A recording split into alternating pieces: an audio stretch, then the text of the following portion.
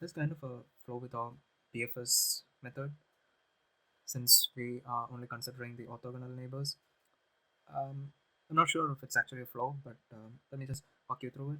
So let's say we got a unit on this tile, and this is a picked unit, and these two neighbors are being blocked by other units. So any path that the unit follows that depends on these two tiles are now blocked.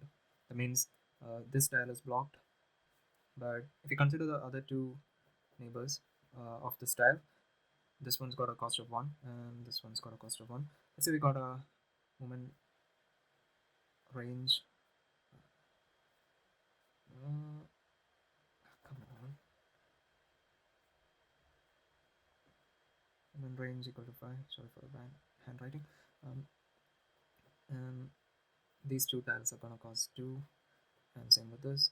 Now this tile is gonna be having a cost of 3, and this tile is gonna have a cost of 4. And for here, this side doesn't really matter. I'm just trying to show this how the tiles come out this side. Now, yeah, here's the interesting part. This tile is going to have a cost of 5, and this tile is going to have a cost of 5. And now if we go find the neighbors of this tile, this one's already been visited from this tile. Now this is going to have a cost of 2, this is going to have a cost of 2, and this is going to have a cost of 3.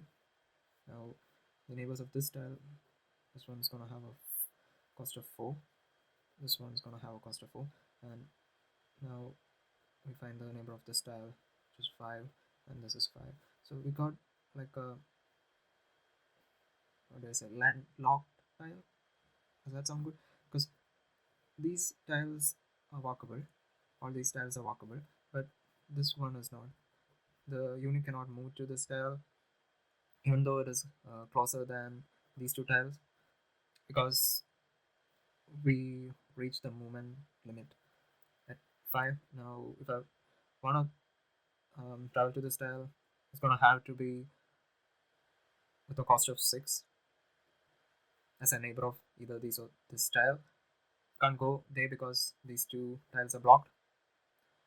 So a way to fix this kind of is to consider diagonals when considering the neighbors. So instead of just the orthogonal neighbors, we now consider 8 neighbor tiles. So that way, even if these two are blocked, this tile still becomes walkable. And instead of a diamond structure as we get from the orthogonal neighbor BFS, we get a kind of a square structure. So this is how it looks in Unity.